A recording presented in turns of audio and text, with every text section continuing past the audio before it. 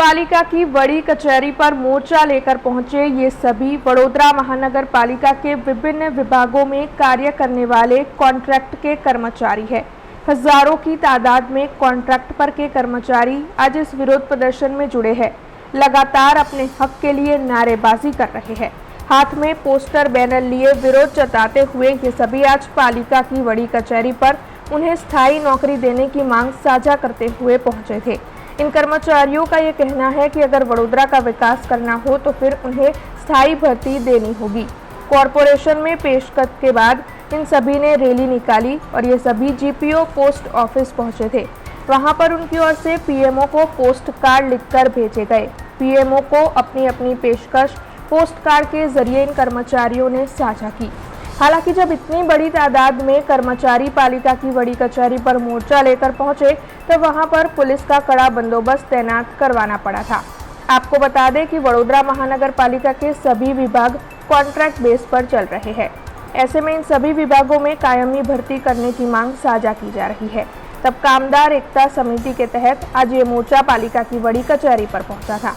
हालांकि मोर्चा के तहत वहां पर पहुंचे कर्मचारियों की पेशकश के लिए म्यूनिसिपल कमिश्नर दिलीप राणा मौजूद थे और उनकी ओर से भी इस मामले में सकारात्मक प्रतिक्रिया दी गई है। वारंवार आ कॉन्ट्राक्टना અને કાયમી કર્મચારીઓ વડોદરા મહાનગરપાલિકાના કે જેઓ પોતાના હક માટે આજે ઘણા સમયથી લડી રહ્યા છે, એમની કોઈ માંગણી કોઈ ગેરકાયદેસર તો છે નહીં।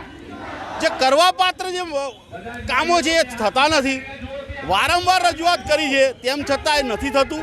એટલે આજે આ કર્મચારીઓની વેદના અમે વડોદરા મહાનગરપાલિકાના તમામ કાયમી અને કોન્ટ્રાક્ટના કર્મચારીઓ માનનીય વડાપ્રધાન શ્રી નરેન્દ્રભાઈ મોદીજી અને આપણા ગુજરાતના મુખ્યમંત્રી શ્રી ભૂપેન્દ્રભાઈ પટેલજીને પોસ્ટકાર્ડ લખી અને તમામ કર્મચારીઓ એમની વેદના આજે એમને પોસ્ટ કરવા જઈ રહ્યા છે। એ કાર્યક્રમ છે એસસી એસટી જે યુનિયન છે એના પ્રમુખ અશ્વિનભાઈ જે સોલંકી છે એ પહેલાં પણ આવા મોરચા લઈને આવેલા છે।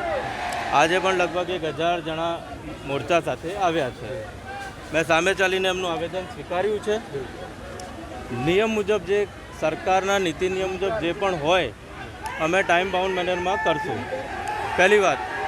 બીજી વાત, એવું નથી કે કંઈ એમના આવેદન આવે તો જ અમે કરીએ છીએ। અમે ભૂતકાળમાં પણ 1000થી વધારે લોકોને રોજમદારી અને કાયમી કર્યા છે। વધારામાં એમની એમ માંગણી છે કે સિટી એન્જિનિયર નથી, સિટી એન્જિનિયરની જગ્યા આંતરિક પસંદગી અથવા તો ડાયરેક્ટ પસંદગીથી ભરવાની પ્રક્રિયા ચાલુ છે। 551 જુનિયર ક્લાર્કોની ભરતી કોઈની રજૂઆત વગર આ કોર્પોરેશને ભરેલી છે। જોડે જોડે બીજી કોર્પોરેશનની સાપેક્ષમાં સફાઈ કર્મચારી જો ઓછા હશે તો પણ એ 15 દિવસની અંદર ભરવામાં આવશે। અમે ભરી જ રહ્યા છીએ। જોડે જોડે હમણાં હેલ્થના જેટલી કેડરની જગ્યા બાકી હતી લગભગ 150 જેટલા લોકો અમે ભર્યા છે। વોર્ડ ઓફિસર રેવન્યુ ઓફિસરની જગ્યા ખાલી હતી, આંતરિક પસંદગી ડાયરેક્ટ ભરતીથી અમે ભર્યા છે।